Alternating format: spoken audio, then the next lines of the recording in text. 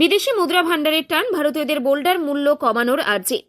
বাংলাদেশের আর্জি খারিজ করে রপ্তানি বন্ধ করল ভারতীয় ব্যবসায়ীরা। দাম না কমলে কোচবিহার জেলার চ্যাংড়াবান্ধা স্থলবন্দর দিয়ে বোল্ডার আমদানি বন্ধ করে দেওয়া হবে। বৈঠক করে কয়েকদিন আগেই এমনটাই সিদ্ধান্ত নিয়েছিলেন বাংলাদেশের বুড়িমারি স্থলবন্দরের ব্যবসায়ীরা। সেই অনুযায়ী শনিবার সকাল থেকে এই স্থলবন্দর দিয়ে বাংলাদেশে বোল্ডার পাঠানো বন্ধ থাকলো, যার কারণে এদিন সীমান্ত বাণিজ্য কেন্দ্র অনেকটাই শুনশান থাকলো।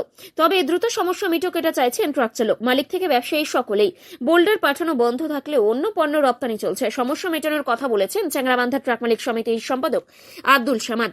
তিনি এই প্রসঙ্গে কি বললেন শুনে নেব। প্রথমে আমি সংবাদ মাধ্যমকে আমি নমস্কার জানাই, কারণ কিছুদিন আগে এটা কথা ঠিকই বলছেন।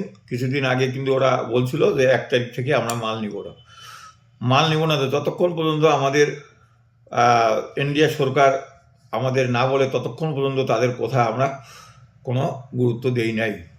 কারণ আজকে পরিষ্কারভাবে বলে গেল 1 তারিখে ওরা মাল নেবে না প্রথম টাইমে। কিছুক্ষণ পরে ওনারা জানায় যে লিভারস্টোন যেটা চিপ মাল সেইটা মালটা নিব, ডলোমাইট ওইটা নিব, আর বাকিগুলো নিব না। তা আমাদের কথা হচ্ছে ওই 2 টন আদার্স আইটেম 2 গাড়ি 3 গাড়ি বা 5 গাড়ি নিব আর বাকিগুলো নিব না।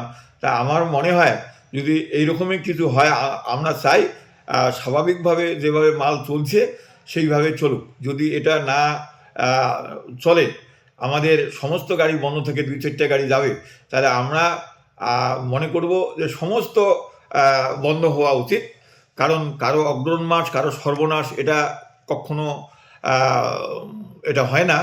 কিন্তু আমরা আপাতত বলছি না, আমাদের সংগঠনিক আমরা মিটিং করব, আমরা মিটিং করে পরবর্তীতে সিদ্ধান্ত নেব। ভাই দেখেন, এইটা চ্যাংড়াবান্ধাটা হচ্ছে ইন্টারন্যাশনাল বর্ডার। আজকে বাংলাদেশ থেকে ডাক দিছে যে ইন্ডিয়ান কোনো মাল নেবে না।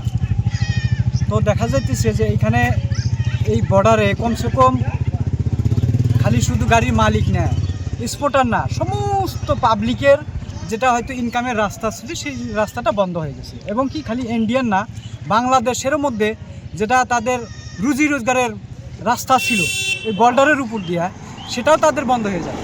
খালি যে আজকে ইন্ডিয়ায় প্রভাব পড়বে তা না, বাংলাদেশের মধ্যেও এই জিনিসটার প্রভাব পড়ে যাবে, অভাব হয়ে যাবে।